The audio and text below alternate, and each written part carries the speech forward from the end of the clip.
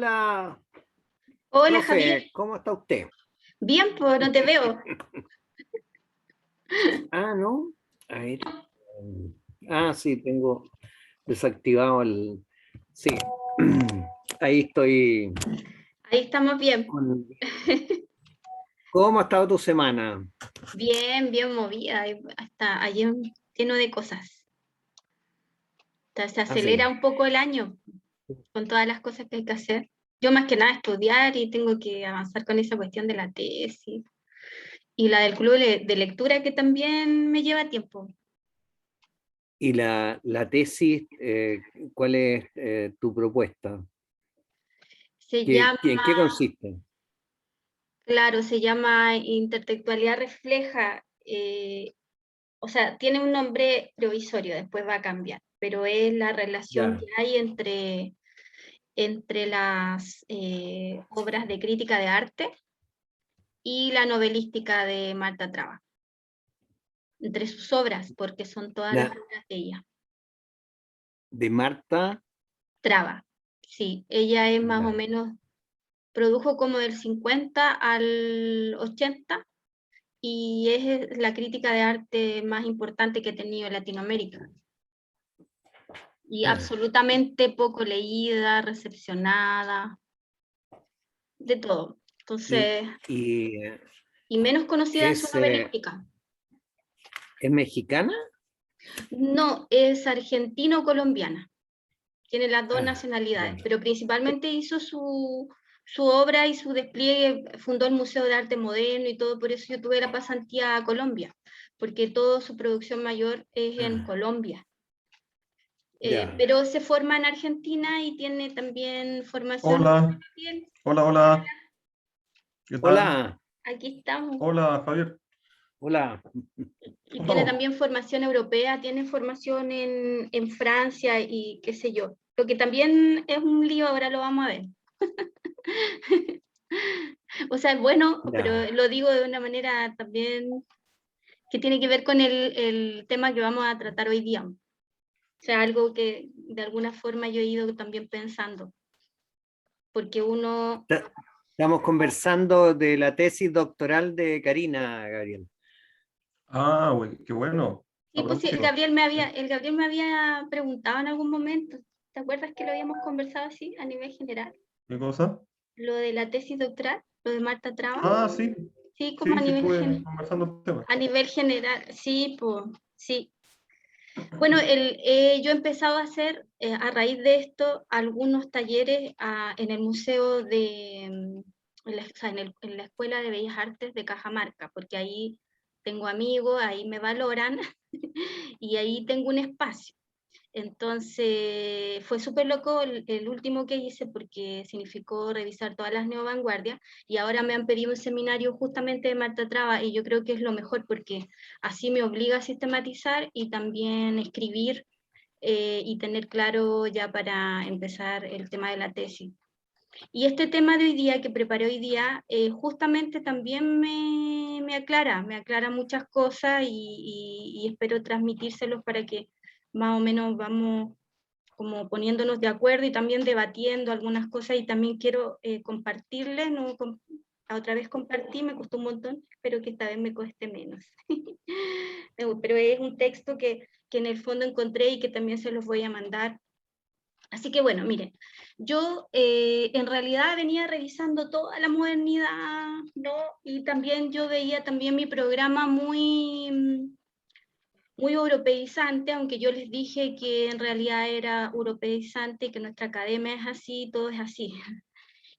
Pero me di cuenta de que me adelanté en una parte, por ejemplo, todo lo de Tiananov y todo eso, está como 2 clases más adelante y eso ya de alguna manera lo pasé. Y creo que ahí voy a pagar un poco la deuda con una parte de la modernidad que a lo mejor nos deja abiertos, ¿no? Y quiero como explicarles un poco.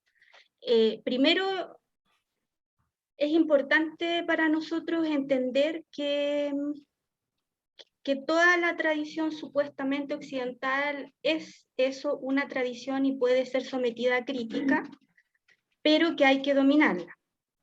porque no se puede criticar nada si eso no se ha leído. Entonces, cuando empecé a estudiar este tema de lo moderno, la modernidad, es el gran tema que nos cruza, yo creo que desde siempre, en realidad, pero principalmente se agudiza en el tema de la conquista. ¿El tema de qué? El tema de la conquista de 1492. Le voy a explicar un poco, miren. Hay teorías que establecen la modernidad en la Ilustración, en lo que nosotros vimos como la Ilustración, la generación de la filosofía política, la creación de los estados nacionales. Sin embargo, incluso los latinoamericanistas muchas veces colocan la Ilustración como digamos, el momento donde surgiría la modernidad. ¿Ya? Sin embargo, empecé a revisar a Enrique Dussel, que no sé si ustedes lo han visto, pero de la filosofía de la liberación, y creo que él tiene bastante razón que si yo cambio el punto de vista y coloco la modernidad en 1492, en el famoso Encubrimiento del Otro, tiene un libro que se llama así, yo cambio el giro y ahí aparece, ¿no? Latinoamérica.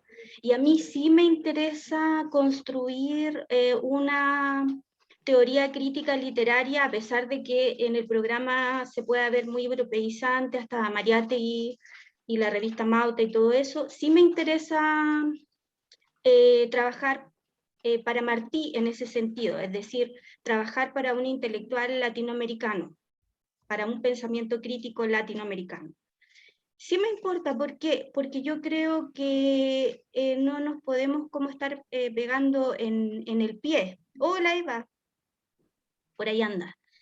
Entonces, me interesa lo siguiente. Primero que vamos a ir deslindando, vamos a ir deslindando esta famosa modernidad.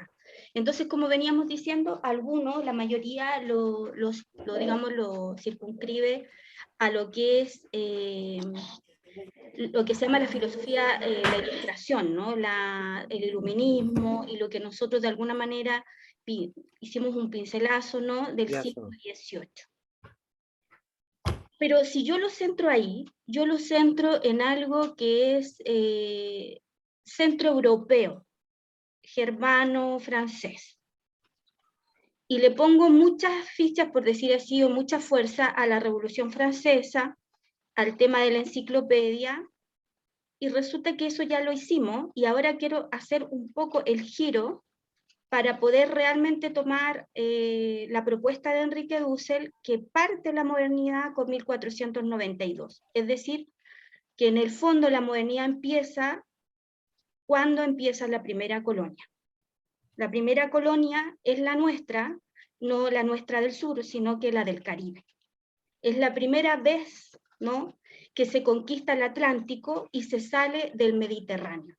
Y eso es muy importante porque la influencia del Mediterráneo es muy importante para el centro europeo. Uno puede ver también las distintas universidades, los distintos recorridos, a qué se dedican esas universidades también, qué están investigando, etc. O sea, todos dependemos también del arraigo, de dónde venimos, de qué universidad estudiamos, y podemos refutar o reforzar esas categorías. ¿Me entienden? Entonces también hay que mantenerlo, hay que digamos, colocarlo en sospecha. Entonces, es interesante lo de Dussel y también lo de Bolívar Echeverría, a pesar de que él también cree que se va a la ilustración, se parte de la ilustración. Pero, ¿por qué es importante esta cosa de salirse del Mediterráneo y entrar al Atlántico y quedar en el Caribe? Porque resulta que hay toda esa leyenda, ¿no? Esa visión de todo este tema de que Europa era el centro y ahí la literatura y la teoría crítica y la filosofía es occidental y que nosotros estamos dentro de esa occidentalidad, queda absolutamente desplazada. ¿Por qué? Porque entra España, que al final, a pesar, ella también es mirada como atrasada, pero con la colonización latinoamericana, bueno, desde México para abajo, la del Caribe ellos arrasaron. No quedó, bueno, yo leí historia de Cuba por mi tesis de pregrado, no quedó nadie, pero la de México sí es importante. Y ese conquistador, ese Hernán Cortés, sí nos sirve. No sé si han visto el Aguirre, la ira de Dios, de Herzog. Bueno, ahí ese conquistador sí vuelve a España lo que ellos querían ser, ¿no? Y pasan a ser. ¿Por qué? Porque en el fondo, hasta ese momento, todo lo habían hecho los chinos, los egipcios y los árabes, los africanos y los árabes. Y esos tres que no he pasado, voy a tratar de pasarlos en 2 clases más, donde yo ya vi ya todo lo que tiene que ver con Tiananmen y todo eso, me adelanté en la otra clase, y sin embargo creo que es súper importante validar esta Europa asediada, chica, clausurada, ¿no? Con muy pocos elementos técnicos, en donde los chinos ya tenían digamos, los barcos hechos, donde tenían los mapas con los que viene Colón, ¿no? Ellos tienen la función de construir la carabela, que puede, por la construcción puede surcar los mares, ¿no? Pero ya los barcos y todo eso estaban construidos por los chinos, y también por el tema de los árabes. Y esa visión, ¿no? Nos queda como que Europa es todo. Y eso es la modernidad. Entonces la modernidad, sí voy ahí y sí le voy a comprar a Dussel y voy a decir lo siguiente, que la modernidad es un mito. ¿Por qué? Porque se construyó una filosofía totalizante, una filosofía y una teoría crítica que de alguna manera era totalizadora, lo vamos a ver ahora cuáles son los elementos que la caracterizan, pero es totalizadora, es una visión egocéntrica, ¿no? Individualista del mundo, lo vamos a ver, pero principalmente no va ni a la esquina esta modernidad sin el capitalismo. Y eso es muy importante porque el ser humano se ve con reproducción, ¿no? Digamos, de su sistema de vida a través de ciertos sistemas productivos, ¿no? De ciertas formas de trabajo. Entonces, el capitalismo de alguna manera no se entiende sin la modernidad y la modernidad sin ese capitalismo. Nosotros vivimos todo el tiempo en el capitalismo y creemos que es lo único que hay. Y por eso, por ejemplo, si uno ve el Le Monde Diplomatique, dice otro mundo es posible, porque en algún momento, o si hay otros tipos, más a la izquierda, se plantean otro tipo de mundo. ¿Por qué? Porque esta lógica totalizadora es lo que se impuso. Y entonces la modernidad ya no es lo que nos contaron un poco en el colegio, ¿no? Porque lo que se dijo es que nosotros teníamos una modernidad inconclusa. Aquí, por ejemplo, Miguel Alvarado, un teórico de acá de la UPLA, en el magíster que dice, él me pasaba toda la modernidad inconclusa. No, aquí estamos diciendo que nosotros somos otro tipo de modernidad. Dussel planteará una transmodernidad. Y eso significa algo importante. Por ejemplo, yo no sé a ustedes, pero a mí me hubiera gustado conocer Tenochtitlán. No considero, claro, una modernidad caníbal. Sí, en realidad esa modernidad caníbal es muy interesante porque, no sé si lo tengo en el programa, pero me gustaría pasar lo del manifiesto antropófago. Ahí se ve harto, ¿no? Todo lo prelógico, lo prernativo, en relación al texto que nosotros también habíamos visto de Piglia, ¿no? Lo prelógico, ¿no? Lo antilógico incluso. Entonces, esta modernidad totalizadora, egocéntrica, está muy basada en ese yo europeo. Y eso se construye, y se construye, lo vamos a ver, con un sistema económico, ¿no? Del cual no puedo yo entender la modernidad sin el capitalismo. Entonces, es muy interesante que el capitalismo funciona con un sistema, con un concepto básico que es que hay escasez, ¿no? de elementos de alguna forma, y eso se tiene que distribuir mejor. Y por lo tanto, tiene que alguien tomar como una especie de esfera común que se distribuyan mejor esos elementos. Pero resulta que eso no funcionó. Y eso es lo que de alguna manera nosotros también tenemos que ir viendo pasando el tiempo. Bueno, aquí yo voy a tomar también no solamente a Dussel, sino que a Bolívar Echeverría, que es otro teórico que tampoco nos pasa mucho en la universidad, y de hecho yo lo vine a revisar después, y él tiene, de esto me estoy basando, se llama las 15 tesis de la modernidad, o las 15 tesis para comprender la modernidad. Entonces, él es mexicano, pero él también pasa mucho tiempo en Alemania, o sea, maneja el alemán, etc., y tiene esa relación después con volver a México. Él integra el marxismo a México, a las universidades mexicanas, y de él nosotros recibimos poco, así como no recibimos o nada, y no recibimos nada de Mariátegui, porque obviamente son los primeros marxistas que integran a las mismas universidades el corpus que ellos van a estudiar afuera. Nuestras universidades tienen una bibliografía liberal y neoliberal. Bien, entonces, sabemos entonces que cuando entra en crisis, como ahora la modernidad, entonces también es porque entra en crisis el capitalismo y al revés. Entonces nos preguntamos nosotros, ¿qué era la modernidad al final? Si se termina el capitalismo, ¿se puede seguir con otro tipo de modernidad? ¿O muerto el capitalismo, el derrumbe del capitalismo, se llevaría también esta modernidad?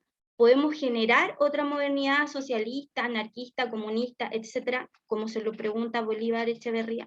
¿Se puede generar otra modernidad? Algunos dirán que sí y otros dirán que no, ¿no? Pero nos pone en jaque siempre, porque ese es un proyecto joven, por decir así, porque son 400, 500 años, es algo joven dentro de la línea del mundo, de esta espiral mundial.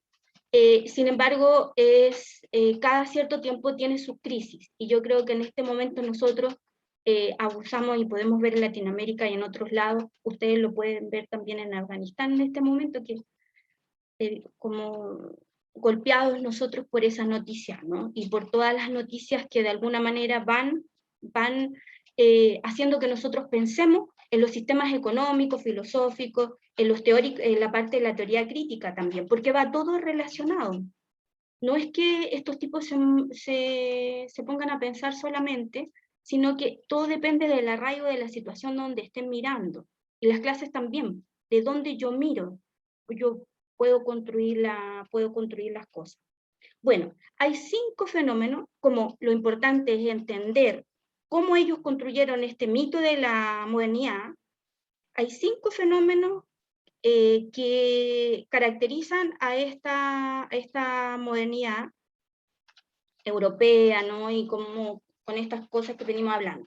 Lo primero, el humanismo, ¿ya?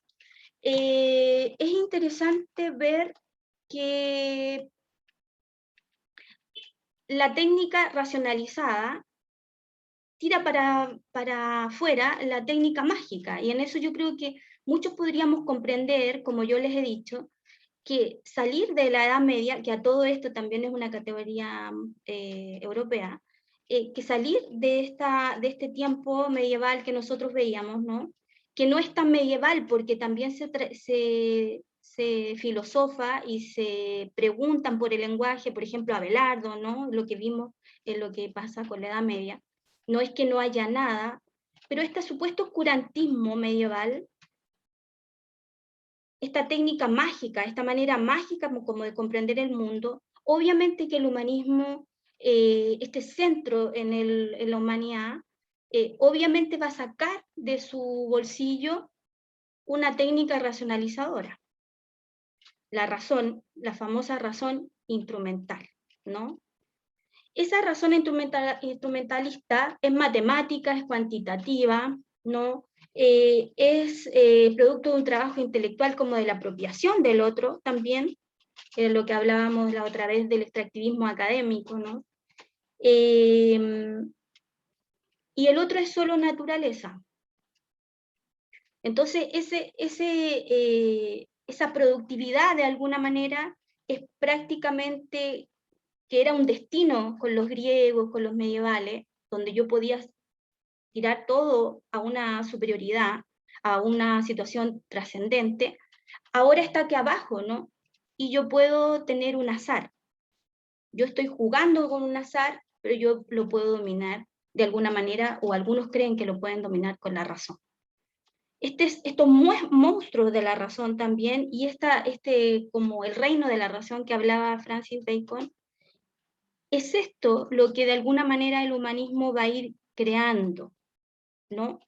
Cuidado, porque el humanismo también implica dar valor humano, dar mayor humanidad a lo que nosotros vamos a ver después con el economicismo, que es otra característica de este tiempo.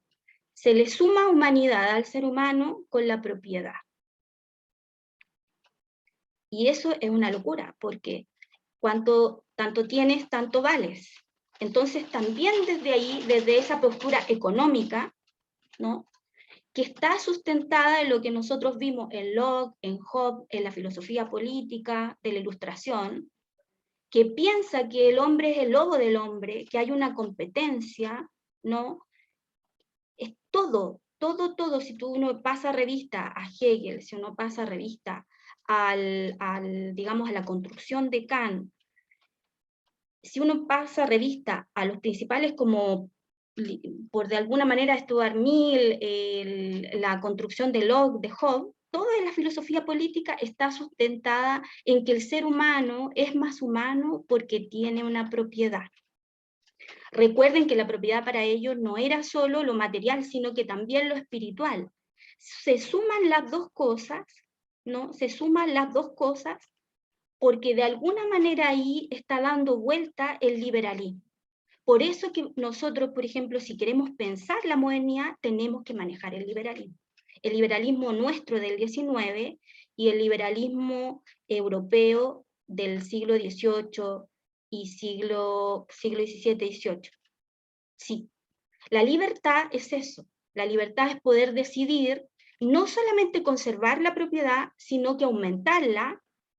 Y esa propiedad, además, no es solamente que yo la logre con mi trabajo, sino que yo también la heredo. Ojalá la herede, ¿no? Entonces, la filosofía política parte con eso. Por eso que yo siempre digo, la primera de las sospechas es hacia la filosofía.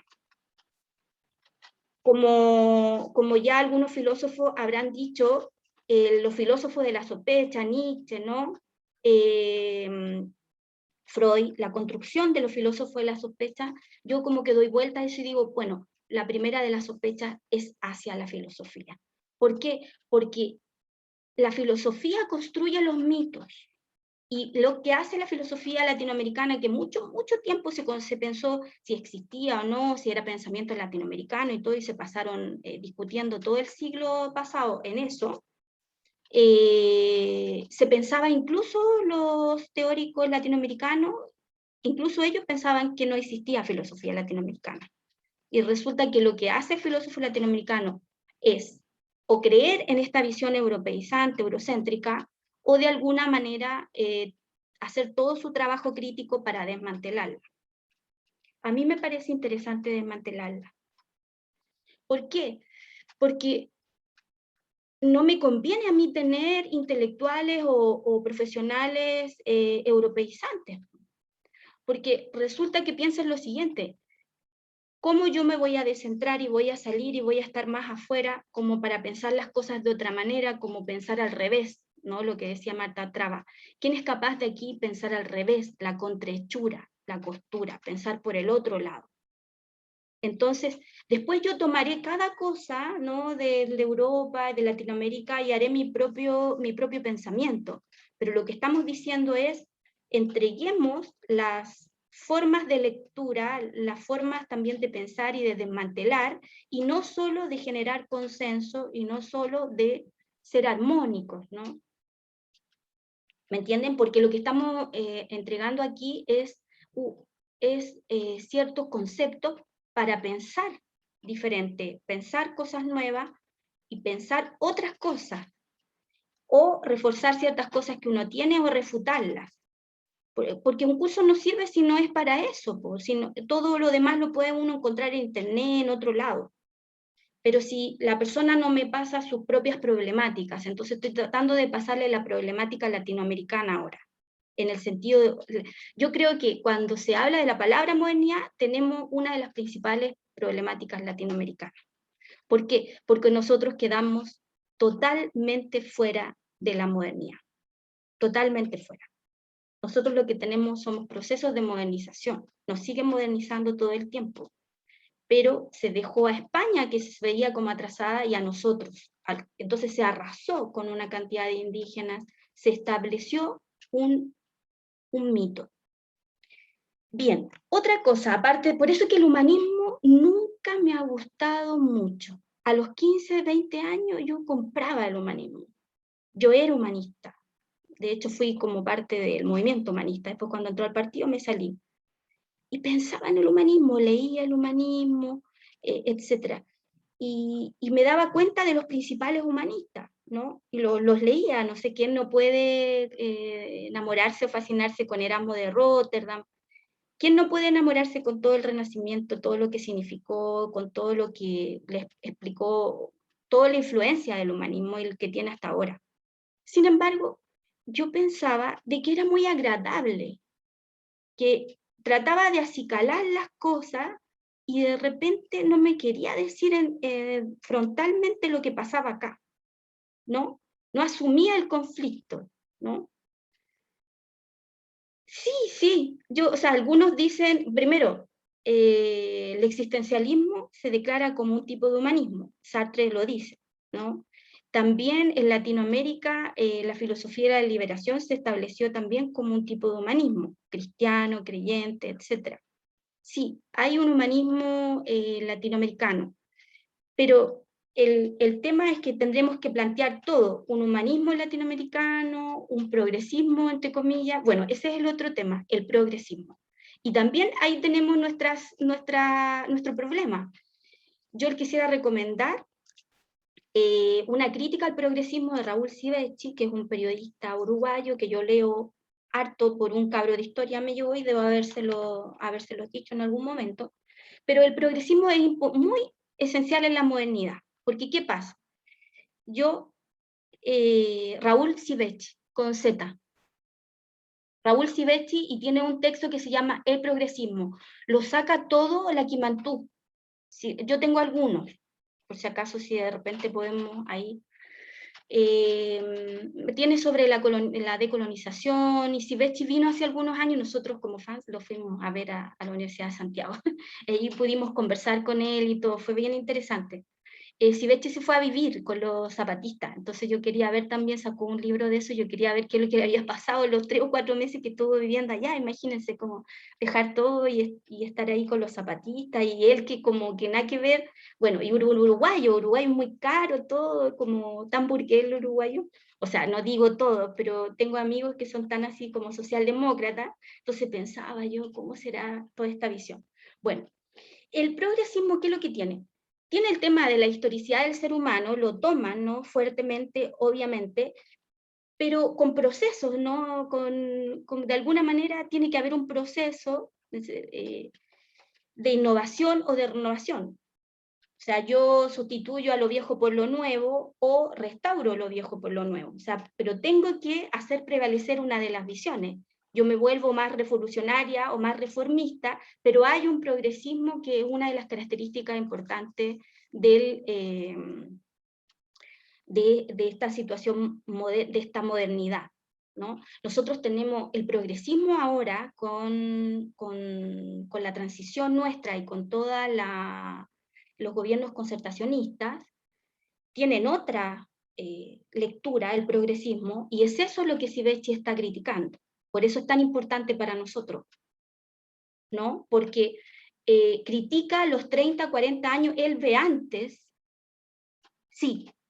O sea, el primer fenómeno es el humanismo, que lo relacioné con el economicismo, son 5. Pero voy a, solamente pincelé lo del economicismo, pero ahora lo voy a profundizar. El segundo es el progresismo. Y esto es el progreso ilimitado, ¿no? El ser humano quería creer que el progreso era ilimitado para todos, que todos en algún momento íbamos a tener nuestras necesidades cubiertas, etc. Yo me acuerdo de progreso, a otro perro con ese hueso, ¿no? O sea, como de alguna manera la música también, la gente y el punk sobre todo, va recordando que esto no es así como se está de alguna manera planteando. Entonces, el presente no existe, el pasado tampoco, es un residuo, el presente es una realidad evanescente, ¿y qué es lo que existe? El futuro, ¿no? Eso es el progresismo. Pero me parece súper interesante que en vez de optar por una innovación, por una revolución, por una transformación de la realidad, que es lo que debieron haber hecho los gobiernos concertacionistas, se adopta una visión de adaptación y de reformismo. Y eso es lo que de alguna manera está lidiando, ¿no? En el gran nunca se llevó a cabo este progresismo. Entonces nos sirven todos estos elementos de la modernidad como para poder establecer por qué estamos así también como estamos, ¿no? En nuestros países latinoamericanos.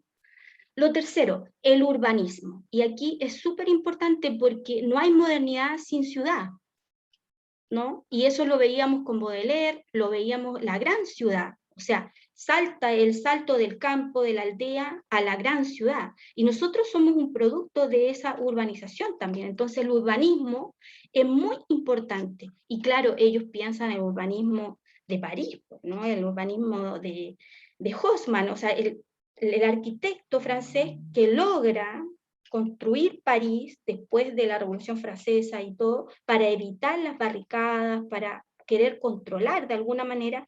Y miren lo que significó el control, que en el último tiempo se les desbordó completamente, ¿no? Con los chalecos amarillos, no se pudo parar la revuelta en París. Sí, pues la ciudad letrada de Rama, que también es geográfica, pero también te va marcando lo institucional. En las plazas, ¿no? La iglesia, después más atrás, digamos, toda esta parte de los funcionarios públicos, la administración, lo que uno veía también en el Paseo Ahumada, o en este caso, por ejemplo, en el Perú, de las grandes tiendas, de las plazas, la cuadrícula española, ¿no? Y después más centro y periferia.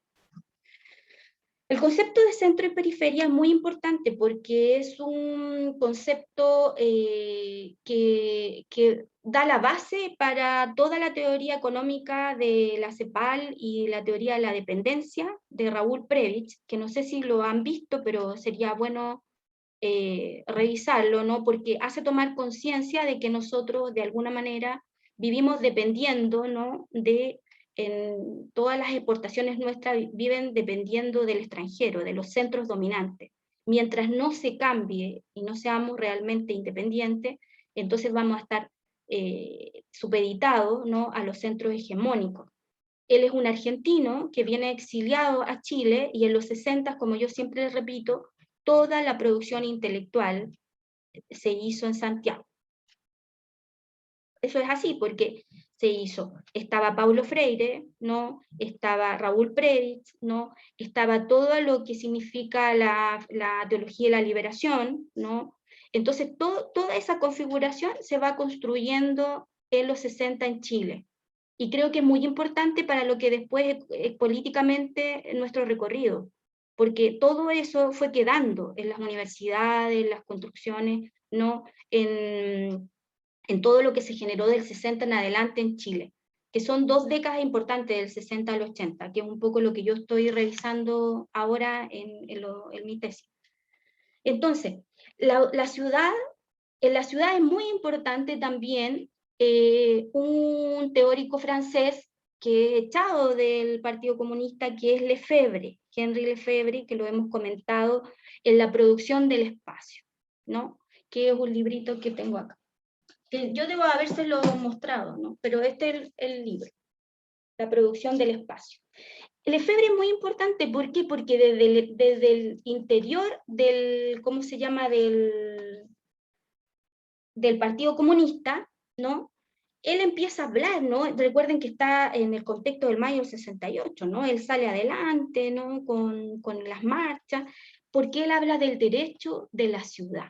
Él se da claramente cuenta, se da rápidamente cuenta, igual que Rama, que esto es una disputa por la ciudad, ¿no? Y que de alguna manera, si no se cortaba esto, no iba a haber derecho a la ciudad y iba a haber una gran segregación, ¿no? Es lo que nosotros hemos visto, una estratificación, ¿no?, social a través de esta gran ciudad. Entonces habla Lefebvre del reparto topográfico, ¿no?, del tiempo, cómo en la ciudad se acelera, el aldeano o en el campo no. En las crisis de las culturas tradicionales, obviamente él no ve todavía, porque él sigue siendo europeo, pero Lefebvre es tomado después por teóricos latinoamericanos para poder también pensar qué pasaba con estos teóricos que estaban construyendo este derecho a la ciudad en este mayo del 68, o en toda esta revuelta, ¿no?, del 60 en adelante, y qué pasaba con nuestras ciudades, con la cuadrícula española, ¿no? ¿Cómo yo voy a construir? Y uno de esos es la ciudad letrada también de Ángel Rama, porque él va estableciendo también la ciudad es poder. Si yo me acerco al centro, hay mayor poder, y en la periferia obviamente voy perdiendo poder, y eso uno se da cuenta, ¿no? Entonces, este derecho a la ciudad, Lefebvre construye como 7 libros en 6, 7 años, y por lo tanto es el gran teórico de la producción del espacio. Y él, muy combatido también por los comunistas, también lo echan. Entonces, la trayectoria de Lefebvre es interesante. Es Lefebvre, es B larga, B corta. Lefebvre, ¿ya? B larga, B corta, Henry. Después, obviamente, el individualismo. No hay modernidad sin individualismo. Fíjese que yo siempre pensaba, ¿por qué los derechos del hombre, del ciudadano? No porque no tuviera la mujer, sino que, ¿quiénes son ellos para establecer los derechos del hombre y del ciudadano? ¿Me entienden? Yo decía, los bárbaros de los bárbaros, porque yo tenía conciencia. Yo creo que yo debo haber tenido 13, 14 años, y yo me acuerdo que esto lo conversaba con mi papá y como que rebotaba. Como que yo le hablaba a mis papás y mis papás no sabían qué responder, porque yo le decía, no, es que yo creo que los franceses también son bárbaros, que los alemanes también son bárbaros, pero era muy intuitivo, yo no sabía por qué, pero había una cosa que me decía, leyendo la literatura y todo, y decía, ¿qué individualismo? Y claro, este individualismo es porque se acaba todos los procesos de socialización, y el hombre, o sea, los derechos del hombre, que puede ser el derecho del hombre y la mujer, pero es un individuo, porque pasa, ¡fum!, la comunidad desaparece. Y eso lo logra solo el liberalismo.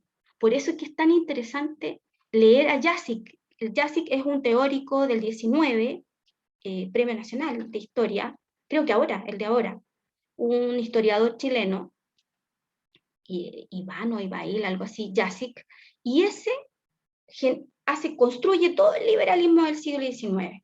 Y claro, se tiene que meter con las Tarrias, con la sociedad de la igualdad, todo, pero todo el proceso también del siglo XIX, de nuestra independencia y de las independencias latinoamericanas, porque de la nuestra también está muy en relación con los otros países, ¿no? Entonces, esa independencia, entre comillas, ese proceso de ilustración nuestro, al final, también con ese liberalismo, nos ayuda a construir también, a ver este individualista, ¿no? Entonces, de lo público se va a lo privado, ¿no? Yo voy al espacio público, pero para satisfacerme yo entro al espacio público, voy a trabajar y todo eso, pero yo me devuelvo a lo privado en relación a mí.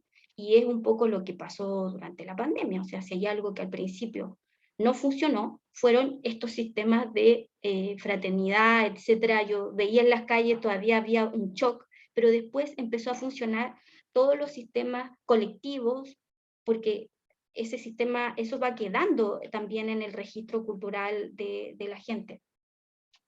Pero lo que nosotros vemos generalmente es un proceso de ráscate con tus propias uñas, si a ti te va bien es responsabilidad tuya, si a ti te va mal es responsabilidad tuya.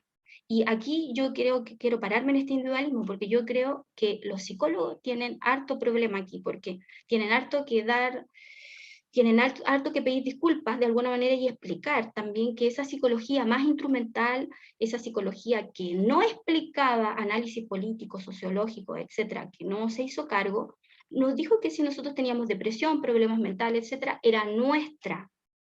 Es el individuo el que no puede resolver el problema individual que tiene. Y entonces no ve lo sistémico, ¿no? No ve las relaciones que hay entre ese individuo y la comunidad o lo colectivo. Es un psicólogo sin análisis político, histórico, etcétera, que es un poco lo que yo peleo con mi terapeuta. Y ella ahí se ha puesto a estudiar que esto y que lo otro, y me habla, y yo le rebato y la debato, y le critico sus cosas, y ella dice, no, si yo sé lo que tú te refieres, esto y esto, claro, porque ahora hay un movimiento contra psicología, hay muchos, incluso los chilenos, han sido re buenos en también criticar su propia disciplina. Entonces eso es interesante, porque es el pensamiento al revés, lo que yo le digo. Sí, pues sí, es bonita el debate. Si es que no salta ella o salto yo, pues, pero igual. Bien, esto es basarlo en la nación en un pacto social. Entonces este pacto social que ya se había hecho con Rousseau, con Hobbes y todo lo que veníamos hablando de filosofía política del siglo XVII, XVIII, establece entonces, está basado en el liberalismo, ¿no? Entonces, vimos que habían distintos tipos de liberalismo, pero entonces ya no está la comunidad, sino que es un individuo con otro individuo, el Leviatán de Hobbes, que de alguna manera transmite sus derechos, dona, entre comillas, pasa sus derechos a un pacto social, el famoso contractualismo, ¿no? Entonces eso es liberalismo, ¿no? También porque yo paso eso al otro, al Estado, a esta nación, ¿no? Este Estado-nación, y yo me retiro un poco de ese espacio público, y esos son los grandes metarrelatos de la modernidad, ¿no? La construcción del Estado-nación, etc. Entonces, ahí tengo problemas porque no hay comunidad, se baja la ética pública también en algún momento, y pasan, digamos, a mejor vida algunos procesos, por ejemplo, afectivos, de generosidad, de solidaridad, que han sido puestos en jaque en los procesos de la revuelta también latinoamericana.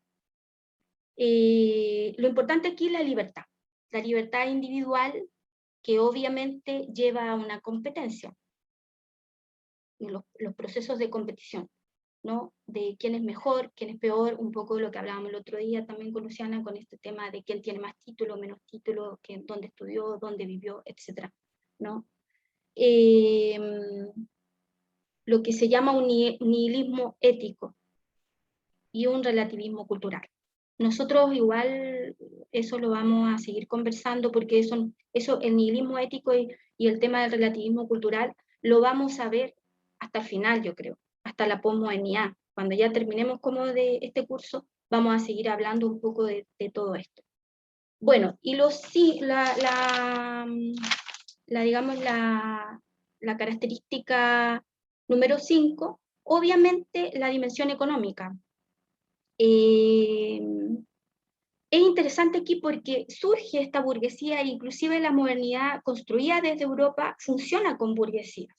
Y son las burguesías las que generan, por ejemplo, ustedes tienen que entender que Locke, Hobbes, etc., no son, así como Hernán Cortés era campesino o cuidaba chanchos, como Pizarro, ¿no? ¿Me entienden? Y que pasa a ser conquistador. Ese es el cambio que él tiene a nivel de subjetividad. aquí lo que nosotros estamos diciendo es que Locke, Hobbes, tienen un papá atrás, uno de los dos, no me acuerdo cuál era, dueño de una fábrica textil, y parte de una burguesía. Y si ustedes ven, la gran cantidad de teóricos que nosotros tenemos, tienen detrás una espalda teórica. Pero además, capital cultural, todo lo que dijo Bourdieu, pero además plata. O sea, la propiedad heredada como para poder dedicarse solamente a esto, a pensar, a escribir libros, etc., ¿no? Por eso que después ustedes van a ver a los pobres, los latinoamericanos, lo que sea, de donde venga, ¿cómo se llama?, africano, hindú, lo que sea, cuando empiezan a escribir artículos, y empiezan a juntar todos los artículos chiquititos que tienen para poder construir un libro. ¿Por qué? Porque no hay posibilidades de producir de otra manera. Entonces, toda esa forma de producción también uno la tiene que ir viendo, ¿no? No podía salir otra cosa que un liberal, ¿me entienden?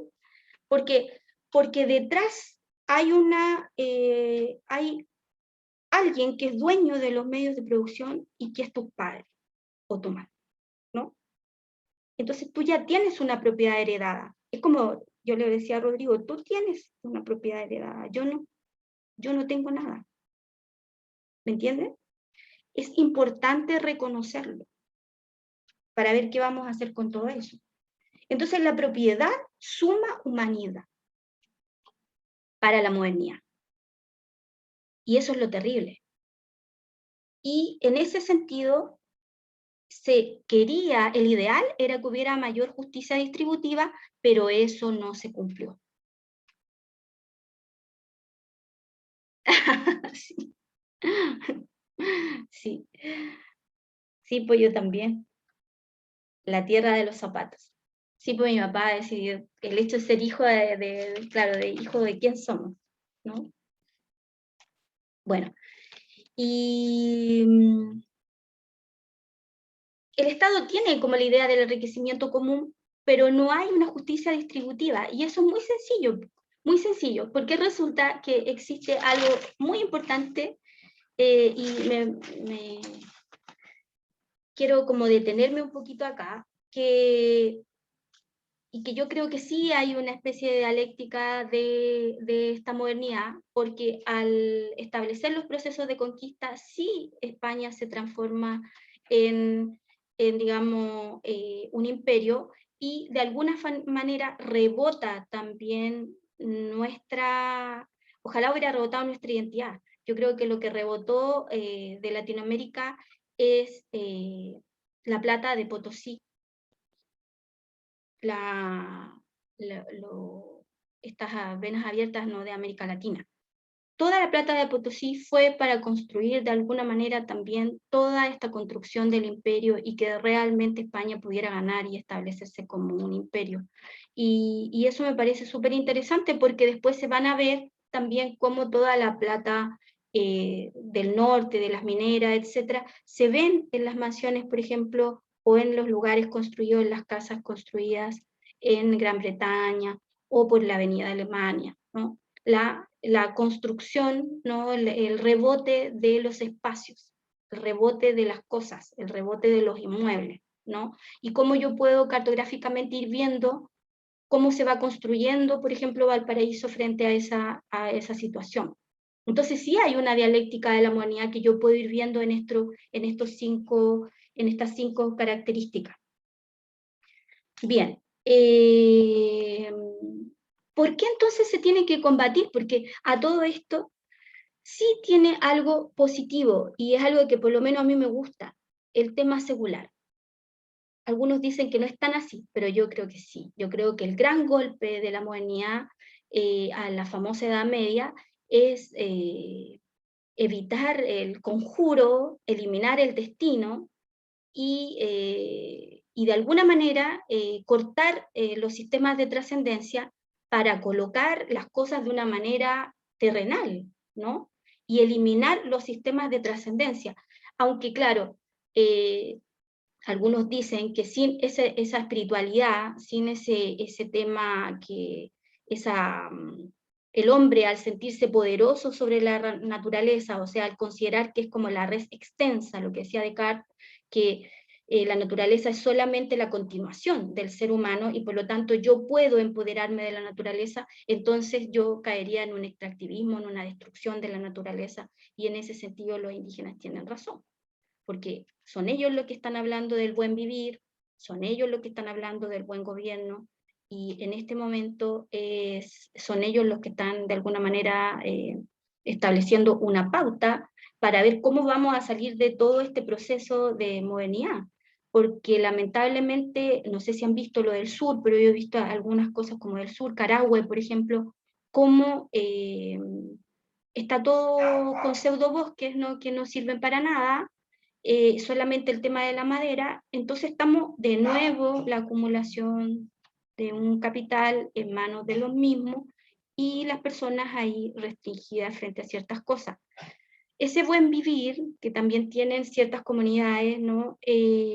O el buen gobierno, o mandar obedeciendo, como dicen los zapatistas, es algo que también en el lenguaje a uno le debiera decir, bueno, ¿qué vamos a hacer con esto? Pues, ¿no? ¿Qué vamos a hacer con esto? Porque este Estado que de alguna manera tenía que ser capaz de distribuir, entre comillas, o este sistema capitalista que tenía que ser capaz de hacer una justicia más distributiva, de distribuir esa riqueza, algo pasó aquí que esto no resultó, ¿no?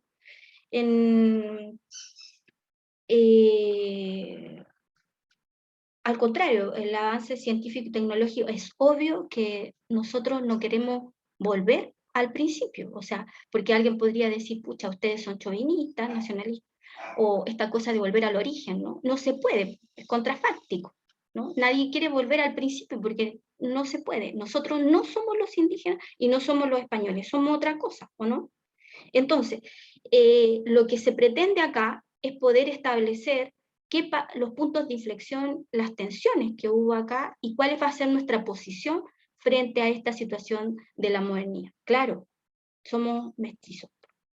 Entonces, esa situación nuestra es también algo que nos debe de alguna manera ir haciendo pesar en nuestro pensamiento. Claro, porque muchas personas, y es lo que pasó cuando empezamos nosotros con el acto del Biobío, me acuerdo, hicieron esos viajes al sur, se romantizaba el indígena. Yo lo veía, pues, se romantizaba el indígena. Entonces todo este idealismo también podemos caer en lo mismo. No, pues no se trata de eso. Se trata de construir un mito del indígena, ¿no? Pero tampoco de discriminarlo, claro, no es un buen salvaje, pero tampoco es lo que les quiero mostrar ahora. Voy a mostrarles rapidito algo antes que se me pase porque si no, no voy a alcanzar. Acá.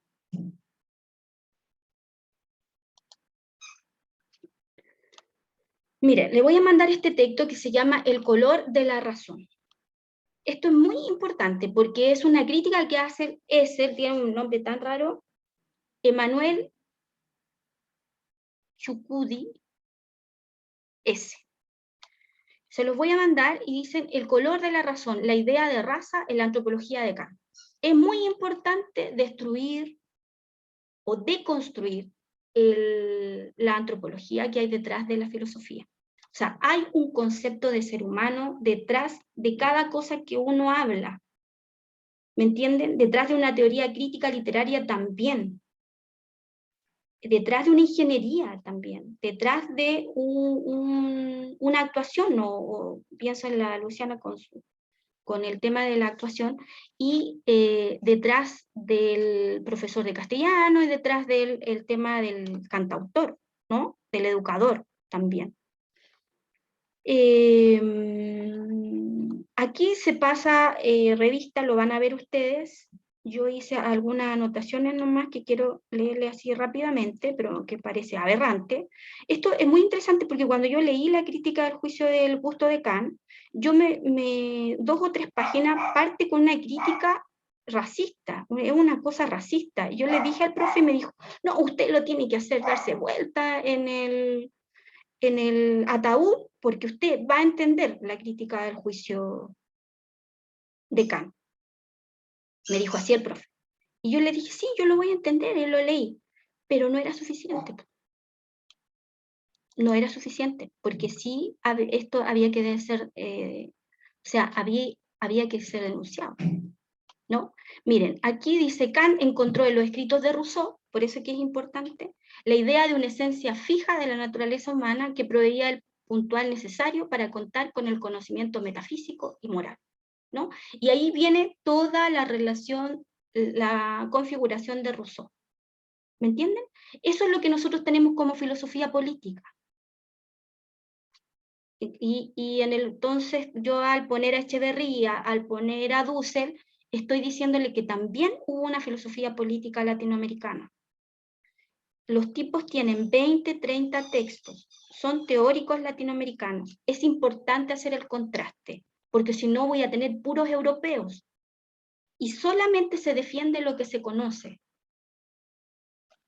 O si no vamos a terminar solamente defendiéndolos a ellos y agua para su molino. Y se trata de entender lo que él nos está diciendo a ellos, agarrar lo que realmente nos importa, pero también tratar de establecer el pensamiento desde acá, ¿no? Ya llevamos ¿cuántos años? Ya estamos en esto. Él habla de la era de Rousseau, de la era de las chozas como lo primitivo.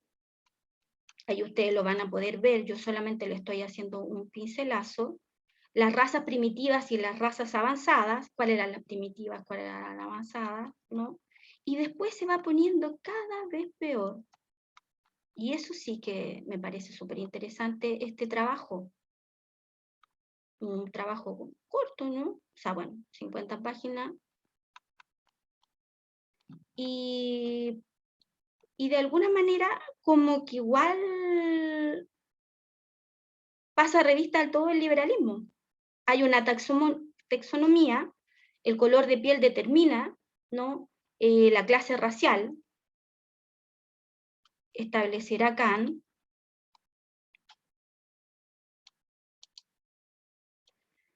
Dice, los usos y costumbres no reflexivos, tales como los supuestamente practicados por las comunidades no europeas citadas por Kant, carecen de principios éticos porque esa gente carece de la capacidad de desarrollar el carácter. El carácter fue algo que a nosotros nos mató. Y carecen de él presumiblemente porque no tienen autoconciencia adecuada y una voluntad racional, ya que son el poder de reflexión, el concepto del ego. Ellos tienen la reflexión. El hombre blanco, europeo, creyente, ¿no? Heterosexual. Eso lo establece la Escuela de Frankfurt. Recuérdenlo porque eso es positivo para la humanidad, ¿no? Y entonces tengo que ver qué pasa con eso. La raza de los americanos no puede educarse, no hay fuerza motivadora porque carecen de afecto y pasión. Ellos no están en el amor, pero eso tampoco, por eso tampoco tienen miedo. Apenas hablan, no se acarician mutuamente y nada les importa y son haraganes. Esa es la gran construcción del hombre europeo blanco. Siempre dijo que nosotros no podíamos educarnos.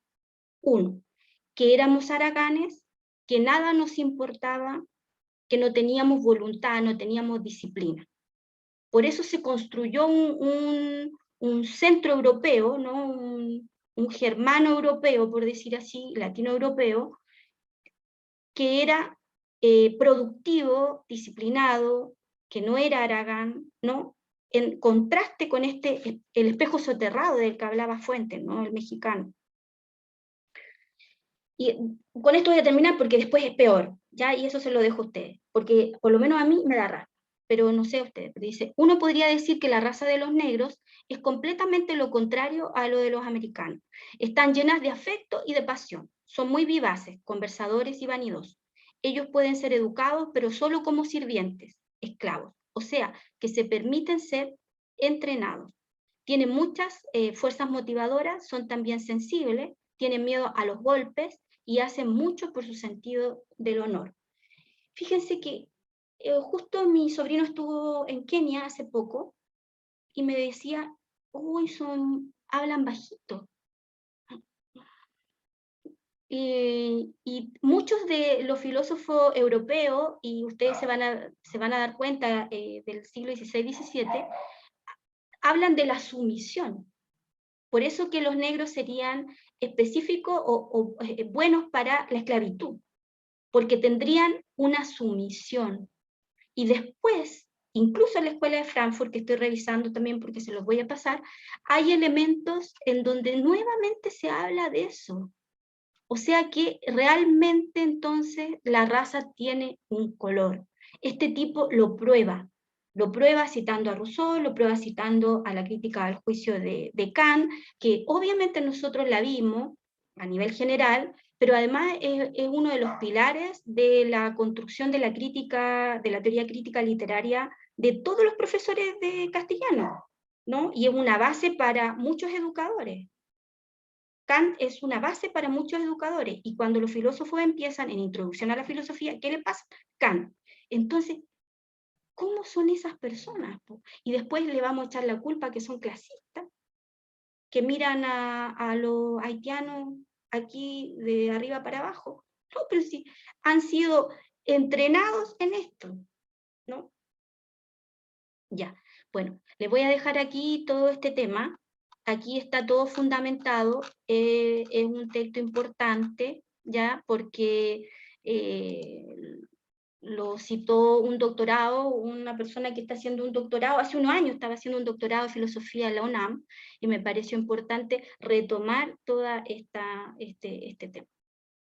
Ya, hasta aquí, porque son muchas cosas, pero creo haber dado un jaque, y, o sea, una vuelta de tuerca chiquitita, y se los mando.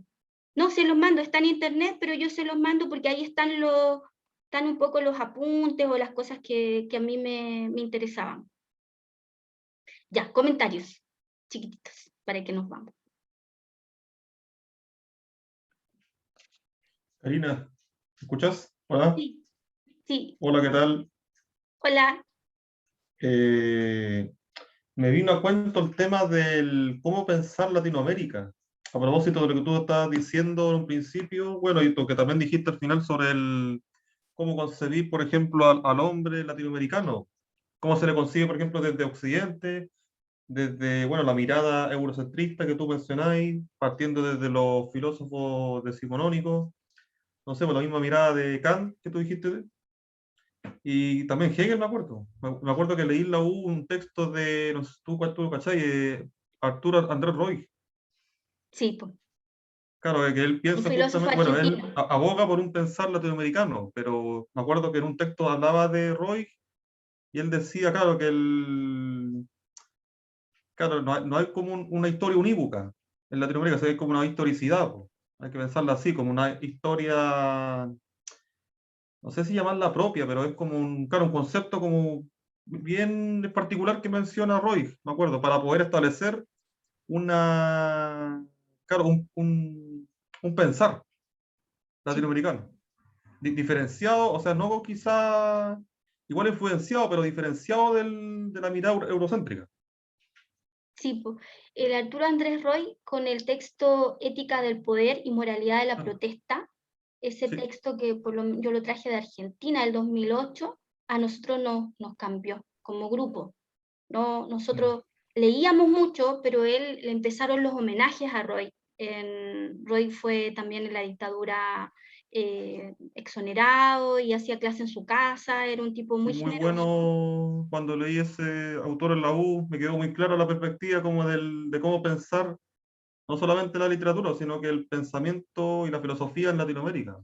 Sí, pues, y Respecto además a, reconocido como filósofo en Argentina. claro, me respecto a Occidente, porque siempre se dice como que no, aquí no hay filosofía porque aquí la filosofía occidental. Se tiende a pensar eso, pero es un prejuicio. Claro, y hay harto. Claro. De hecho, nosotros ahora Hay vamos a otra, sacar a Abad hay Ferreira, que es otra forma de conservador, ver, porque otra forma de pensar. no todos son progresistas, entre comillas, o de izquierda. Hay muchos Claro, pensadores, por ejemplo, la historia latinoamericana, la que estoy leyendo, es de un argentino, y hay muchos pensadores y teóricos conservadores, pero que te claro. hacen, como tienen más tiempo, te hacen los trabajos grandes y... ¿Cómo? ¿Cuál quieres, Lu? El que acaban de mencionar del autor argentino. Ética del poder y moralidad de la protesta. ese te lo tendría que escanear, es así un libro, no sé si estará en PDF o en el CONICET argentino, te lo voy a buscar, pero es interesante el título, ¿no? Porque él construye lo que se llama un a priori antropológico. A todo esto, Roy piensa también la antropología. Entonces nos ayuda a pensar en ese momento, ¿no? Porque yo decía ética del poder y moralidad de la protesta, ¿no? ¿De dónde sacará esta cuestión este tipo? Me llamó la atención el título, no lo conocía para nada, y después ya me di cuenta de que le estaban haciendo homenaje a la Universidad Nacional de Cuyo y todo. Bueno, los argentinos tienen su filósofo y siempre lo han reconocido. El problema es nosotros, somos nosotros. Por eso nosotros vamos para allá, a la Universidad Nacional de Cuyo, porque la tradición filosófica es mucho más fuerte, es que hay algo ahí, reconocen el pensamiento, ni siquiera se preguntan los argentinos si hay o no pensamiento latinoamericano. Entonces Roy era como tratado súper bien, así, no sé, era loco. Y, Sí, pues sí, súper y bueno. generoso, pues generoso para conversar con él y todo. Y claro, él debería estar por ejemplo, los doctorados, en los magísteres, en los pregrados, deberían estar en las bibliotecas públicas. Sin embargo, son libros que se producen muy poco y que circulan muy poco, ¿no? Entonces, que lo vemos más como las personas que estamos en la disciplina nomás, y para de contar. Pero lo vamos a intentar conseguir. Como el otro día que el Lalo consiguió ese de Pigle. Ya. ¿Algo más? ¿Comentarios? Quedan varias cosas en el aire.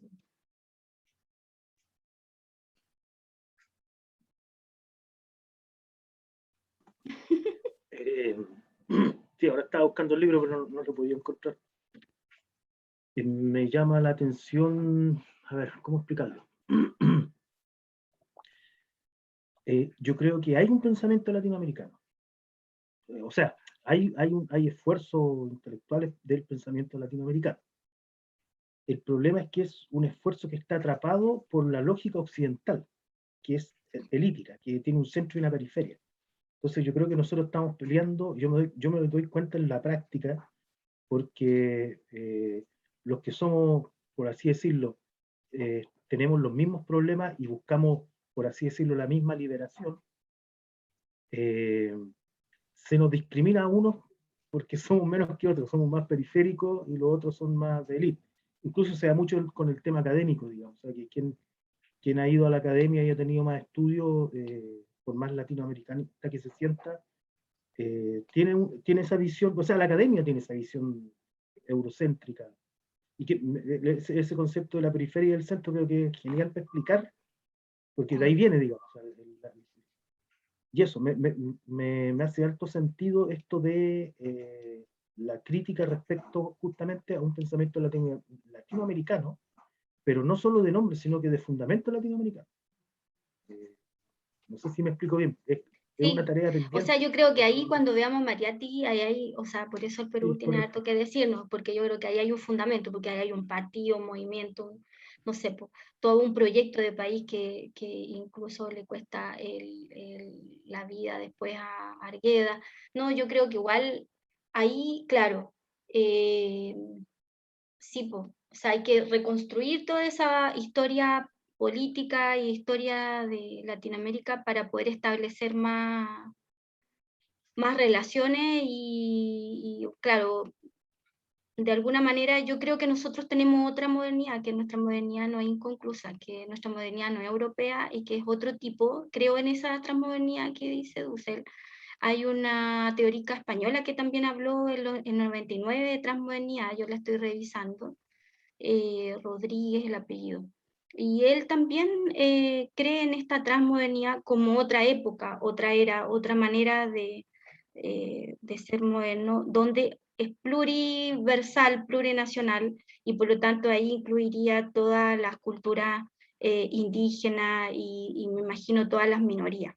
Porque a todo esto, toda esta construcción moderna, obviamente es patriarcal, obviamente viene con este rollo, digamos, en donde siempre hay un superior y un inferior, y eso lo vamos a retomar después en la Escuela de Frankfurt, que lo dice también, porque si yo pongo al blanco, al hombre, al heterosexual, al cristiano en un lado, yo tengo que poner al otro lado la mujer, los niños, el negativo, ¿no? Entonces le habré dejado, como dicen los frankfurtianos, dicen, le habré dejado a este lado positivo toda la cultura y le habré dejado a la mujer, los niños, la naturaleza.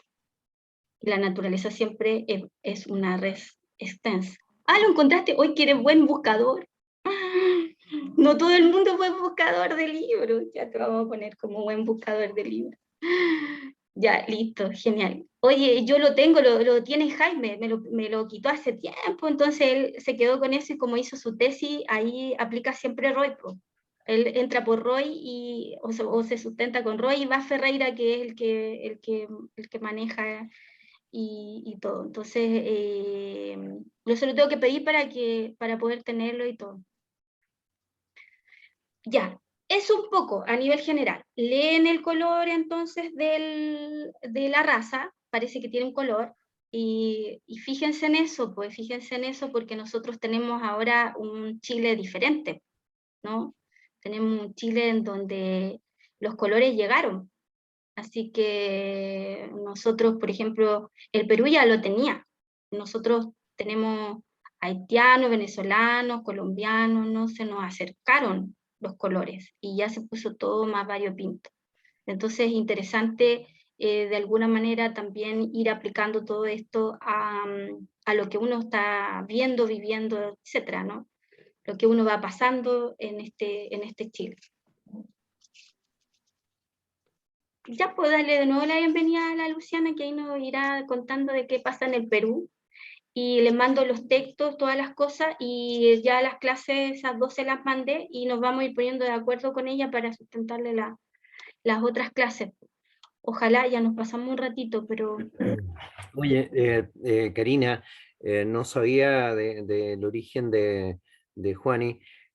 Súper interesante porque una de las cuestiones que me ocurrió visitando Perú, visitando eh, Cusco y particularmente el Valle del Colca y viendo estas terrazas que son formas de ir generando extensión de la tierra con una modalidad que pasa por muchas generaciones, o sea, ahí hay herencia, cuestión que obviamente en el sentido capitalista incluso establecieron el mayorazgo como forma de evitar la dilución de la propiedad. Pero a mí me tocó justo ir en una época en que me encontré en las plazas de muchos pueblitos a un matrimonio indio sentado al centro, un escribano con una máquina de escribir de esas portátiles, y es porque había salido una nueva legislación que obligaba a empadronar las propiedades que antes nunca había sido y que siempre habían sido heredadas en forma absolutamente natural y no conflictiva. Entonces, el tema es que hay ahí, y me preocupé, por ejemplo, de leer algo de información con relación a la forma de organización política que tuvo el imperio y que Claro, el era Incario. una forma súper compartida y que, oye, es fantástica entender cómo hacían participar a los jóvenes, cómo se convertían en adultos, qué trabajo tenían que hacer, porque podían trabajar 10 meses para su propiedad, pero 2 meses tenían que destinarlo a la comunidad para abastecer los graneros de los ancianos, de la gente limitada, en fin. Entonces yo quería preguntarle a Juani si ella conoce algo de eso. ¿Qué hay de los registros eventualmente de algunos escritos al respecto? Porque la verdad es que tienen una cosmovisión interesantísima, súper armónica, súper comunitaria, pese a que aparentemente tienen también un enfoque imperialista, pues eran imperios. El Entonces, Incario. ¿cómo se da esa contradicción? ¿Cómo nosotros que fuimos parte, incluso parte importante de nuestro territorio, parte de ese imperio, pero no sentimos esa subyugación como lo sentimos por el lado de los españoles? Entonces, interesante ver porque cuando tú hablas de filosofía latinoamericana, yo creo que las cosmovisiones son muy diferentes, entonces no sé si puede haber algún lugar común. Cuando hacía esta descripción de que eran un poco haraganes y un poco indiferentes, qué sé yo, me imaginaba claramente a los mapuches en general son así como súper austeros, en fin, pero también tienen un sentido de mi amigo perro, mi amigo árbol, la Pachamama o el Huelmapu, de muy sentido respecto de armonía con el medio, pero Mm, mucho menos trabajadores, por ejemplo, que los Aymara o los quechua. Yo veía caminar kilómetros a las indiecitas con la guagua puesta en la espalda a ir a regar y tomaba parte de la mañana en ir y parte de la tarde en volver. Entonces, eh, hay como visiones que el entorno hace a lo mejor muy diferentes y que tal vez no se podría tener una filosofía latinoamericana no, que originaria, varias, eh, claro, claro, quizás varias. varias, claro, Claro, claro, y sí. aprender de cada una. A mí me encantó la estructura sociopolítica del imperio Inca. Sería fantástico si tú nos pudieras contar alguna El vez algo en Incario, eso, Juan. el Incario. Sí, yo lo que considero, Javier, es que si todas las culturas han tenido cosas que son rescatables, ¿no? Y en este caso, por ejemplo, yo no soy de la sierra del Perú, sino de la costa, y pues el imperio incaico llegó hasta aquí, ¿no? Llegó hasta las costas del Perú, pasó por un montón de países, pero eh, sí había una subyugación de parte de las otras culturas al imperio y sí eran brutales algunas. E incluso, por ejemplo, de aquí de la costa, conversando con una amiga que es historiadora, me decía que se había llevado no solamente el oro de la costa hacia el Cusco, que tú has conocido, sino que se habían llevado también a los trabajadores orfebres para que trabajen allá, porque se han encontrado muchas cosas allá que no son, digamos que no tenían ellos la técnica, sino que eran de acá, ¿no? Y se preguntaban que cómo había llegado allá y pues resulta que los incas se habían llevado hasta las personas para que... Entonces, había una subyugación y yo pienso que, de hecho, muchos de los trabajos que se hacen, que los romantizamos a veces y que los consideramos como una labor muy, muy ardua, son también parte de un sistema que los oprime, ¿no? Porque, por ejemplo, yo también cuando viajé a la sierra también vi lo que tú habías visto, ¿no? El trabajo a las 4 de la mañana o el ir o el caminar muchísimos kilómetros.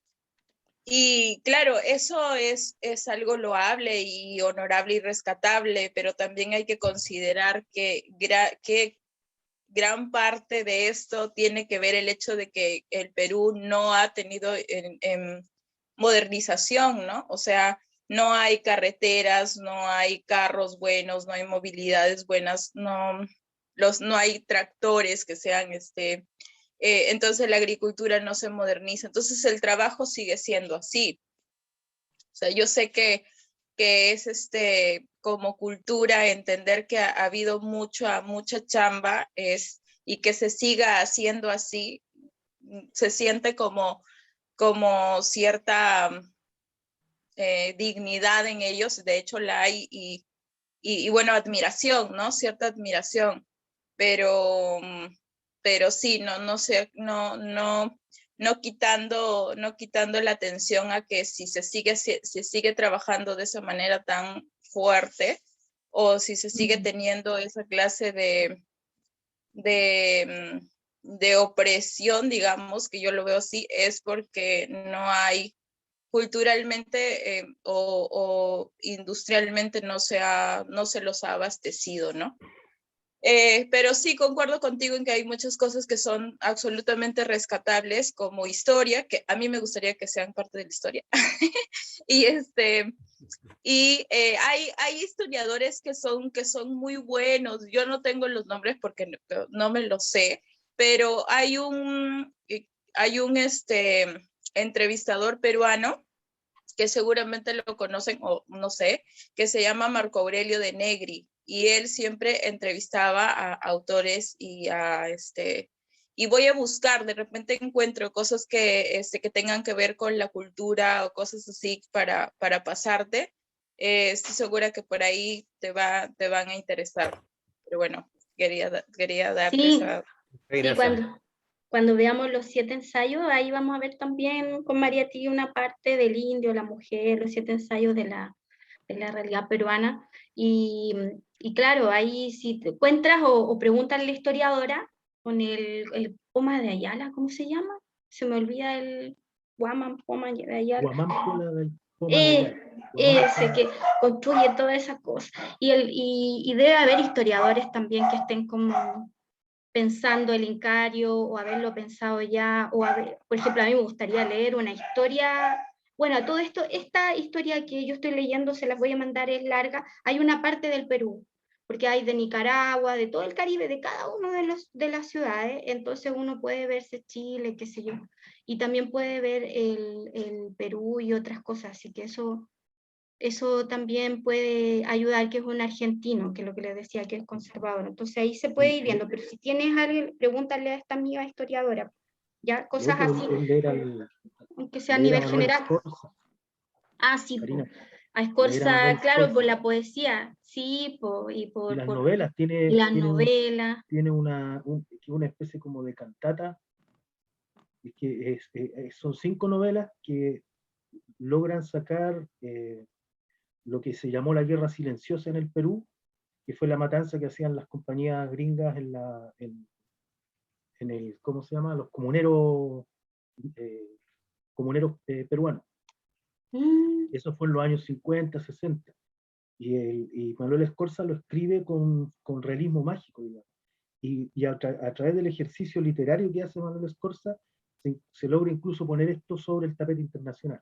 Y se liberan algunos presos que son personajes. Mándalo, po. Sí, algo yo leí, ¿cómo se llama? De Manuel Escorza, el que también falleció en esta explosión del avión con Marta Traba, Ángel Rama. El mismo. Claro, y esta es la construcción social, ¿no?, del Perú. Entonces, Manuel Escorza. Incluso Escorza no se lo estudia solo como literato, sino dentro de las carreras de antropología. Claro, como teórico. Claro, sí. Manda esas novelas, y la poesía yo la he visto más, pero las novelas y todo, y a ver si ha construido, si lo meten en antropología, algo de ¿cómo se llama?, de teoría también. Voy a buscar los libros, si es que están en PDF, los voy a enviar. La poesía sí, yo sé que está, que es una poesía. A mí, bueno, yo cada cierto tiempo vuelvo a Manuel Escorza, es como sí, yo también. de cabecera. Sí, yo también. Ya, es el corazón del... Oye, un besito, que estén bien. Nos pasamos, pero fue buena la conversa. Por fin estamos todos. Y llovió en Valparaíso, llueve. Sí, yo llegué, pero así, ultra mojada, por eso estuve con la cámara negra, porque me puse el pijama, estoy así, pero así llegué, pero estilando, así que está lloviendo mucho. Oye, Buenas noches. sí, qué loca la lluvia. Yo me olvidé un poco, pero sí estaba como que querías decir eso. Oye, que estén bien, po. Que estén bien en Que estén todo. muy bien. Cualquier cosa la mandan ahí al WhatsApp, ¿ya? Súper. Chao, un Abrazo, besito. buena semana. Chao, chao. Váyanse porque sí, como que... Chao, chao. Chao. Chao, Gabriel, que estés bien. Ya.